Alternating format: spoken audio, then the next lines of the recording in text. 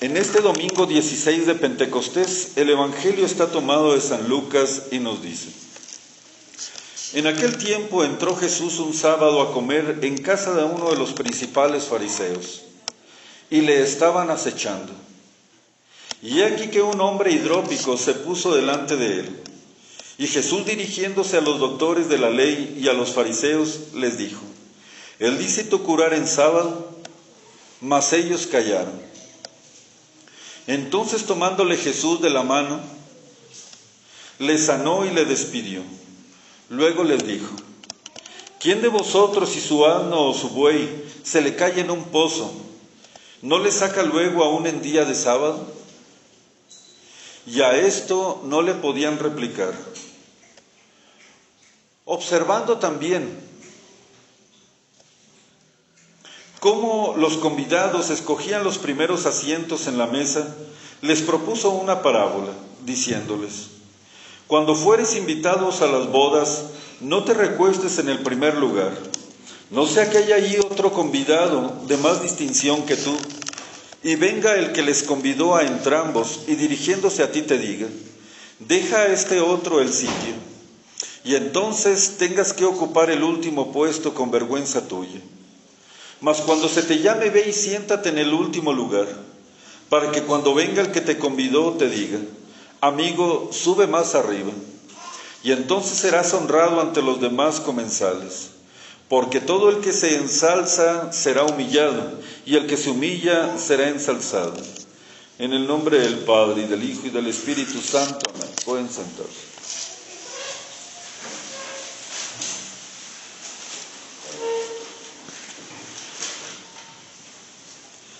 Era el acontecimiento de la ciudad. Uno de los principales fariseos, invitando a Jesucristo, el Maestro, como ellos le llamaban, no por amor, no porque lo reconocían como tal, sino porque enseñaba a las gentes acerca del reino de Dios. Jesucristo, invitado por un fariseo, el cual invitó a todos los demás fariseos y a las gentes principales de la ciudad para que fuesen a su casa a comer el pan, como le llamaban a ellos, en día de sábado, un día en el cual no se podían hacer oficios, no se podía trabajar, prácticamente era de reposo y dedicado al día del Señor. Las casas de aquel entonces no eran como las nuestras, que tienen que estar cerradas con llave, doble llave, puerta tras puerta, para podernos guardar de los ladrones. Cuando se convidaba a una comida de tal magnitud, las puertas se dejaban abiertas y entraban los convidados. Muchos curiosos, porque era un gran acontecimiento. De boca en boca empezó a pasar todo aquello. El fariseo principal invitando a Jesús de Nazaret a que fuera a comer a su casa. La razón de la invitación, ¿acaso era porque lo querían honrar? ¿La razón de la invitación acaso era porque lo estimaban? No, bien sabemos que no. La razón era porque lo estaban acechando, tal y como nos lo dice el Evangelio, y trataban de buscar alguna palabra, algún hecho en el cual Jesucristo, Señor nuestro, fallara, según ellos, para poderlo condenar, ya sea ante la ley o ya sea ante el pueblo. Claramente, como serpientes, estaban alrededor del mansísimo Jesús, y preguntará alguno de ustedes: ¿por qué aceptaba nuestro Señor tal invitación? Iba a la boca del lobo. ¿Por qué aceptaba nuestro Señor Jesucristo el ir a la casa de esos fariseos hipócritas? Nuestro Señor no vino a salvar lo que no necesitaba salvación. Así como el médico viene a buscar al enfermo, así también Jesucristo vino a salvar lo que estaba perdido. Y los fariseos eran parte de esa perdición. Por su orgullo, por su soberbia, necesitaban también de la salvación de Dios. Entonces Dios nunca desdeñó en aceptar una invitación de los mismísimos fariseos, aun cuando no era una invitación sincera, porque para Dios sí era la oportunidad de instruirlos, de llegarles al corazón, de enseñarles acerca de lo que era el verdadero reino de los cielos. Ellos no lo aprovechaban, pero la intención de Dios también llegó a los fariseos. Ellos también tuvieron no una, sino varias oportunidades, y muchas oportunidades, puesto que seguían todas las enseñanzas de nuestro Señor Jesucristo. Cada vez que Él hablaba al pueblo, siempre estaban presentes los fariseos. Hemos de tener en cuenta que los fariseos eran los doctores de la ley, los estudiosos de la ley, los instruidos de la ley, los que encargados de enseñar al pueblo las enseñanzas de la ley mosaica. Ellos eran los maestros. Una vez estando allí, la plática debió haber sido bastante embarazosa. Las personas en las ventanas, los curiosos, era el acontecimiento de la ciudad. Jesús de Nazaret en la casa de un principal fariseo. Las puertas estaban abiertas. La conversación era dificultosa, embarazosa, porque no sabían de qué platicar. Entre dos amigos se platican de cosas muy buenas, muy alegres, una conversación fluida, pero entre enemigos, como lo tomaban a Jesús de Nazaret, Jesucristo nuestro Señor, los fariseos, ¿qué podían hablar con Él? Empezaban por ponerle ciertas pretensiones, algunas dificultades de la misma ley, para ver si Él se equivocaba. Lo acechaban completamente, con algunas preguntas capciosas, y sin embargo Él, sabiduría infinita, a todas se las respondía de la manera más prudente y sabia, porque Dios es la sabiduría misma. Estando así, las puertas abiertas, entró de repente un hidrópico. ¿Saben ustedes lo que es la hidropesia? Es una enfermedad en la cual la persona tiene tanta sed y por más agua que toma, no le sacia la terrible sed que tiene. Es una enfermedad en aquel entonces mortal, la cual el hombre tomaba y tomaba agua, se inflamaba, se hinchaba, sus órganos empezaban a colapsar, despedía un olor fétido, estaba completamente hinchado, completamente inflamado. Y se presenta ante Dios nuestro Señor. Seguramente con algún pariente, con algunos parientes. Inmediatamente se echó de ver la cara de los fariseos. ¿Qué hace este hombre aquí? ¿Cómo se le ocurrió? ¿Cómo tuvo la imprudencia de entrar aquí? ¿Un apestado? Por eso lo hicimos en sábado, para que nadie se moviera de sus casas. Por eso hicimos esta comida en sábado, para que no vinieran los pobres, para que no vinieran los facinerosos, a pedir alguna limosna. Los fariseos habían puesto cargas o habían distorsionado completamente la ley. Si en los demás mandamientos ya se habían puesto cargas demasiado pesadas, insoportables, insufribles, habían ellos desvirtuado las enseñanzas de los 10 mandamientos. ¿Se imaginan ustedes cómo habían desvirtuado el mandamiento del descanso sabático, que para nosotros los católicos es el descanso dominical? No se debe trabajar en domingo, ahora nosotros lo sabemos. Y quien trabaje en domingo no solamente se arregla y se atrae la ira de Dios, sino que además ese dinero ganado no le rinde, no se hace más rico, no le sirve de nada. Y al contrario, aquella persona que descansando los días festivos los dedica, como es el mandamiento divino, de dedicar el día del Señor al Señor y a su familia, entonces Dios se ocupa de que no le falte nada en su mesa. Y así es que esa pérdida de no vender en domingo, Dios se la recupera en los demás días de la semana, o con salud, o con la salvación misma. Ese es el mandamiento nuestro, y es un mandamiento que viene desde el tiempo de los judíos, descansar en sábado.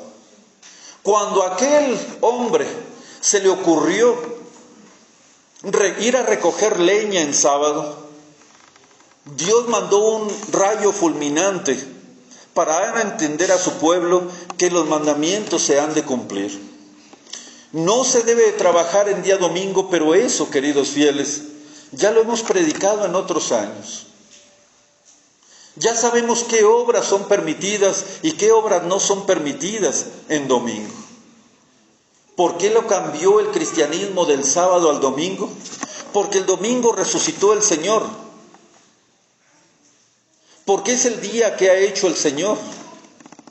Porque en domingo vino el Espíritu Santo Paráclito y se fundó la Iglesia Católica, porque Dios así lo inspiró a la Santa Iglesia, que el descanso sabático pasara a ser parte del domingo.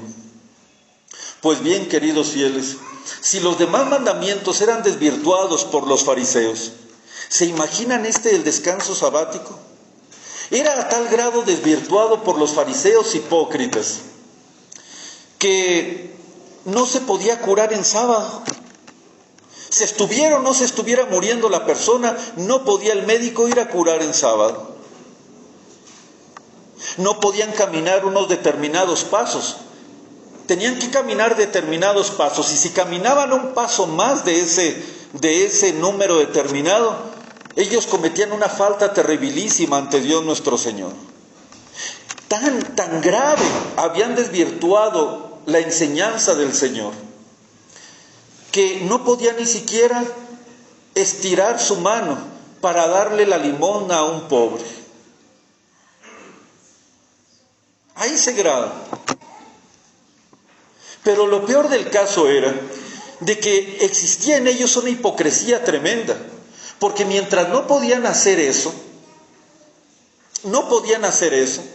que era obras de misericordia en sábado, si se les caía un burro de su propiedad, por supuesto, no la del prójimo, si se les caía un asno, si se les caía un buey, a una noria, como le llamamos en el norte, que eran pozos, son pozos que tienen una pequeña barda, muy pequeña, con el cual se extrae el agua. Y era tan pequeña la barda que cualquier hombre, cualquier animal podía caer en tal lugar. Allí sí, no podían hacer obras de misericordia, pero perder algo de su dinero, pero perder algo de su propiedad, no. Si se les caía un buey o si se les caía un burro en el pozo el sábado, inmediatamente mandaban traer a sus trabajadores, mandaban traer a sus amigos para sacar a su burro o a su buey del pozo, y no perdieran ellos, no tuvieran esa pérdida de dinero. Por eso, al presentarse el hidrópico, nuestro Señor tuvo la oportunidad de llegarles al corazón, de instruir a los fariseos, de darles su oportunidad. Y les dijo: ¿es lícito curar en sábado? Y aunque ellos tenían esta doctrina muy en clara, no se atrevieron a contestarle a nuestro Señor. Tanto miedo le tenían, y sabían muy bien en sus corazones que no estaba bien lo que ellos exigían, porque hipócritas eran. ¿Es lícito curar en sábado?, dijo nuestro Señor. Al no contestarle, le dieron la razón. Entonces nuestro Señor, mientras todos miraban con desdén al pobre enfermo, nuestro Señor, levantándose, lo tomó de la mano e inmediatamente, a la vista de todos ellos, lo curó de su hidropesia.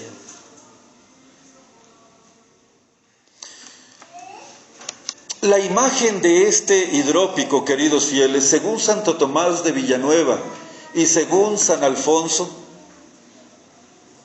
dicen que es la imagen del pecador. De hecho, todas las curaciones de los enfermos que hizo nuestro Señor Jesucristo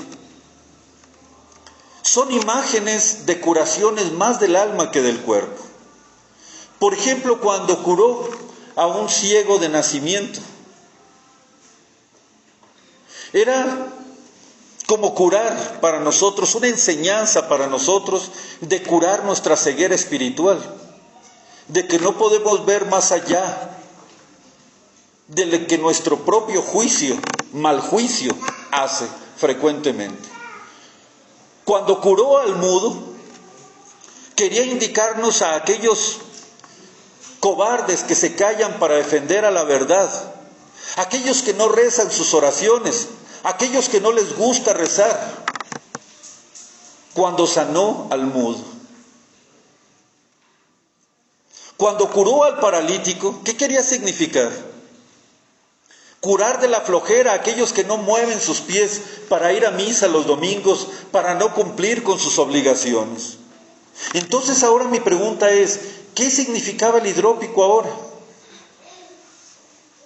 Según Santo Tomás y San Alfonso, significa 3 tipos de pecadores. De hecho, los principales pecados por medio de los cuales el infierno está lleno. El pecado de la avaricia, el pecado de la sensualidad o deshonestidad y el pecado del orgullo. ¿Por qué el pecado de la avaricia? Porque mientras que el hidrópico toma agua y no se sacia, así también el avariento gana dinero y entre más dinero tiene, más le empieza como a nacer. No, espero no lo hayan sentido eso, pero entre más dinero se tiene, más deseo se tiene de tener más. Desgraciadamente así es la inclinación del hombre. El avaro jamás dice basta, así como el hidrópico también respecto al agua. El avaro siempre quiere tener y no le importa si trabaja los días festivos, no le importa si hace pedazos su salud, no le importa si trabaja de día y de noche, no le importa descuidar a su familia, no le importa descuidar absolutamente nada. Es más, ni siquiera disfruta de lo que gana. Ni siquiera disfruta de lo que gana. No puede gastar un dinero porque ya se le bajan sus arcas. No puede irse de vacaciones a descansar porque se gasta demasiado. No, hay que trabajar, pero es trabajar por trabajar. Se infla de dinero. Y nunca dice basta hasta que revienta. Revienta, se muere. Y son sus herederos los que despilfarran el dinero. Los que malgastan toda una vida de sacrificios, pero no sacrificios buenos, sino sacrificios avaros. Nunca le dio a su familia atención, nunca le dio a Dios su lugar. Todo era dinero, y ahora para su castigo, el infierno, y para su doble castigo, que las personas que no trabajaron por ese dinero, se lo gasten a manos llenas y en cosas fútiles, en cosas sin importancia. Qué triste es la vida de un avaro, así como la vida de este hidrópico. Pero también significa a los deshonestos, porque el pecado de la deshonestidad, el pecado sensual, tampoco, queridos fieles, dice basta. Tampoco dice basta. ¿Cree aquel que tiene la tentación de cometer aquel pecado de la carne, que una vez cometiéndolo, se va a quedar tranquilo su cuerpo? Están totalmente equivocados. Entre más pecados de la carne se cometa, el cuerpo se fortalece más, el vicio se fortalece más, la inclinación se hace más pronunciada. Y entre más le permita a su cuerpo caer en pecados de la carne, cada vez más difícil será salir de ellos. Empieza por tener una mirada deshonesta. cuerpo es mula, el cuerpo es un burro. Si ya se lo permitiste la primera vez, el cuerpo te lo va a volver a exigir. ¿Qué es una mirada deshonesta? ¿Un pecado venial tal vez? Retiré la mirada, pero ya me di la oportunidad. Después ya veo con un poquito más de atención. Después veo con total atención. Pero no pienso nada todavía, no siento nada, no maldeseo nada. Pero el cuerpo es mula. Y el cuerpo nunca dice basta, como el hidrópico, en cuanto al agua, nunca dice basta. Y entonces empiezo a mirar descaradamente. Y después empiezo a sentir, a pensar cosas malas. Después de ahí paso a mirar cosas malas en lo que son las redes sociales, la pornografía. Después de la pornografía vienen los malos tocamientos, los malos deseos, las malas acciones. Después vienen las infidelidades, después vienen tantas cosas. Y si ustedes creen que la fornicación, que el adulterio es el culmen del pecado de la carne, están totalmente equivocados. Queridos fieles, hay pecados de la carne que ustedes ni siquiera se imaginan hasta qué punto el ser humano puede llegar a caer.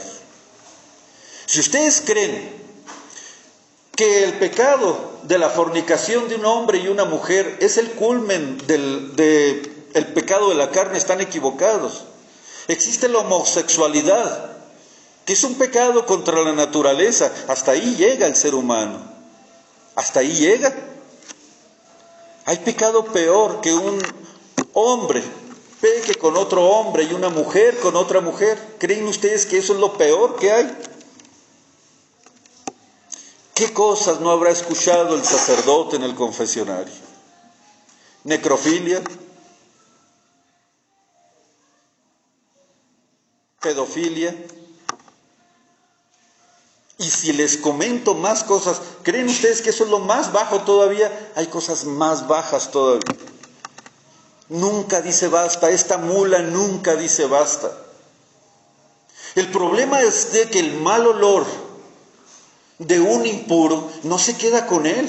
Así como el hidrópico, deshaciéndose sus órganos, despedía un mal olor, un nauseabundo olor, aunque él era por enfermedad. El impuro no es por enfermedad.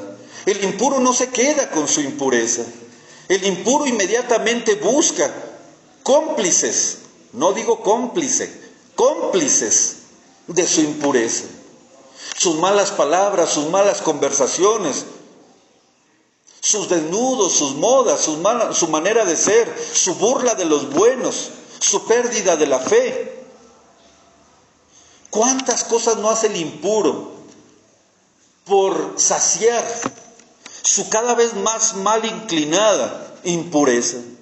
No se imaginan, queridos fieles, da vergüenza. Se ruboriza uno a pensar hasta qué punto puede llegar el ser humano si Dios no lo sostuviera de su mano. Le tenemos que tener horror a la impureza, porque nunca dice basta y nunca hay un tope para ella. De 100 condenados que haya en el infierno, dice Santo Tomás de Villanueva, 99 son por pecado de la impureza. De todos los que hay en el infierno, el 99% son por pecados de la impureza.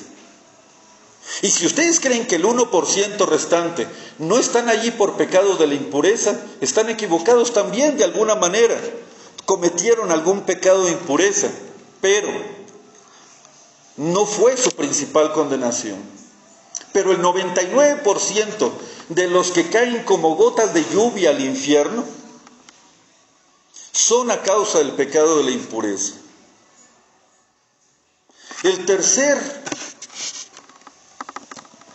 La tercera imagen que indica este hidrópico es para el orgulloso. El orgullo no es grandeza, dice San Agustín de Hipona. El orgullo es inflación. El orgullo es hinchazón. El orgulloso no es grande. Como no es grande el hombre hidrópico que se acercó con Jesucristo nuestro Señor. Él no era grande. Él no era gordo. Él no era así como se veía. Él estaba hinchado. a causa de tanta agua, a causa de su enfermedad, a causa de de todo el desastre que producía esta enfermedad en sus órganos. La inflamación, así también el orgullo, el orgulloso. El hombre orgulloso, queridos fieles, no es grande. Se cree grande, se infla ante los demás. Habla cosas grandes de sí mismo, se tiene en grande estima a sí mismo. Y si alguien se atreve a despreciarlo, cuidado con él. Porque entonces se va contra él, arremete contra él, porque todos lo tienen que adorar, todos tienen que admirarlo, todos tienen que engrandecerlo. Y si esto no sucede, cuidado con él. El orgulloso no es grande, el orgulloso está hinchado. Y eso es lo que indica el hidrópico también. Qué terrible es el pecado del orgullo, del cual estaban inficionados los fariseos completamente. Queridos fieles, ¿cómo lo curó Dios nuestro Señor? Con su propia humildad. Se levantó y lo curó para que los demás entendieran que lo que estaba haciendo lo debíamos de hacer cada uno de nosotros respecto a estos tres tipos de pecados.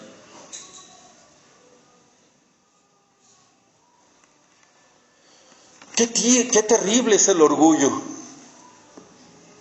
Nos encanta que hablen bien de nosotros, pero cuando nos dicen alguna verdad, inmediatamente saltamos nosotros y nos ponemos en contra de aquella persona que nos dijo nuestras verdades.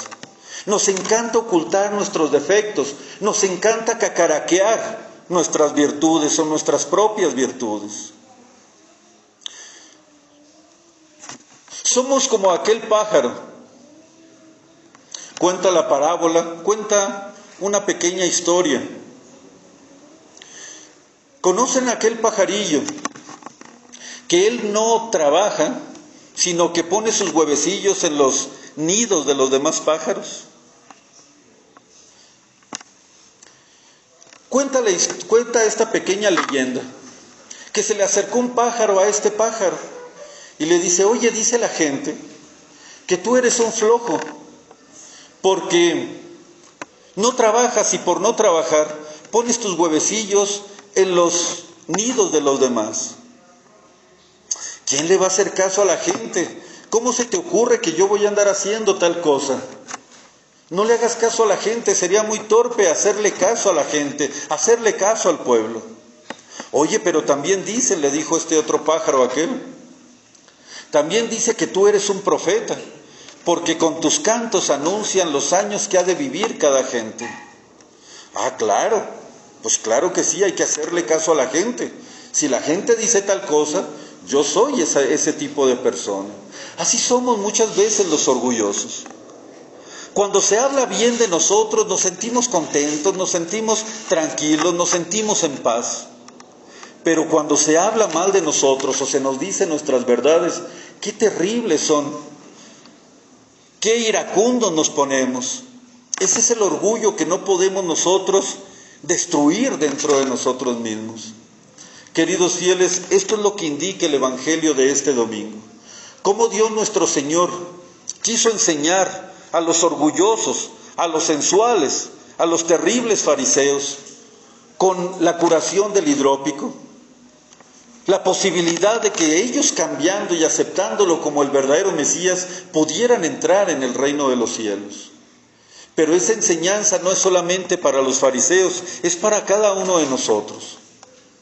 Si adolecemos de alguno de estos tres males, que es muy probable, porque desgraciadamente la humanidad está inficionada de estos tres males, hagamos lo que hizo el hidrópico. Recurramos a Jesús, vayamos con nuestro Señor Jesucristo, pidámosle perdón, hagamos un verdadero examen de conciencia y veamos si nosotros somos avaros, si somos sensuales, si somos orgullosos, y no agarremos un verdadero desprecio de estos tres defectos que son los principales de la humanidad y pongámosle remedio acudiendo a la confesión frecuente, a la comunión frecuente, y verán ustedes cómo Jesucristo, que nos mira con ternura, y que vino a recuperar lo que estaba perdido, y que vino a sanar lo que estaba enfermo, y que a los orgullosos los hace humildes, a los sensuales puros, a los avaros los hace que den con largueza, que sean sueltos. Pidámosle a Jesús nuestro Señor en esta misa y en la comunión que nos quite tan terribles defectos y pecados que son los que más llevan a la gente al infierno. En el nombre del Padre, y del Hijo, y del Espíritu Santo. Amén.